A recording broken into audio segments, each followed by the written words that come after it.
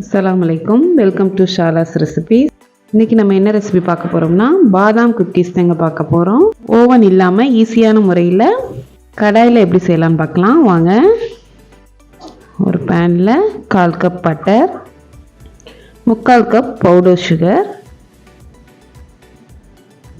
1 teaspoon vanilla essence எல்லாம் சேர்த்து நல்லா மிக்ஸ் பண்ணிக்கோங்க. மிக்ஸ் பண்ணி ஒரு க்ரீமியான ஒரு பதத்துக்கு வரணும். இதில் 3/4 கப் மைதா, 1/4 கப் பாதாம் பவுடர், பாதாமை வந்து நான் பவுடர் பண்ணி வச்சுருக்கேன், 1/4 டீஸ்பூன் உப்பு, 1/4 டீஸ்பூன் பேக்கிங் பவுடர் எல்லாம் சேர்த்து நல்லா மிக்ஸ் பண்ணிக்கோங்க. ஒரு ஸ்பேட்சில் வச்சு நல்லா மிக்ஸ் பண்ணிவிட்டு அதுக்கப்புறம் கையில் நல்லா பிசைஞ்சுக்கிடலாம். எல்லாம் சேர்ந்து வர்ற மாதிரி பிசைஞ்சுக்கிடலாம். இப்போ நான் 11 இன்ச்சு பேன் எடுத்திருக்கேன்.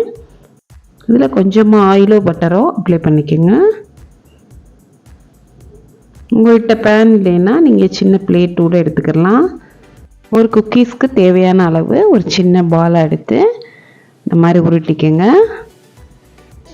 உருட்டி இந்த மாதிரி அழுத்தி விடையில் நமக்கு குக்கீஸ் தயாராகிடும்.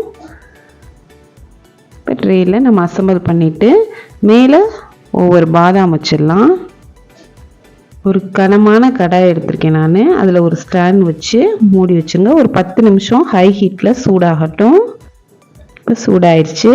இப்போ நம்ம செஞ்சு வச்ச குக்கீஸை உள்ளே வச்சிடலாம். வச்சு 10லேருந்து 15 நிமிஷம் குக் ஆகட்டும்.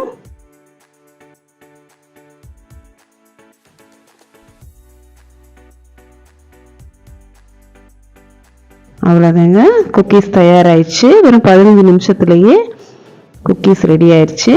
நீங்கள் ட்ரை பண்ணி பாருங்கள். இந்த ரெசிபி உங்களுக்கு பிடிச்சிருந்துச்சுன்னா லைக் பண்ணுங்கள், ஷேர் பண்ணுங்கள், சப்ஸ்கிரைப் பண்ணுங்கள். இன்ஷா அல்லாஹ் நெக்ஸ்ட் வீடியோவில் பார்ப்போம். தேங்க்ஸ் ஃபார் வாட்சிங். பாய்.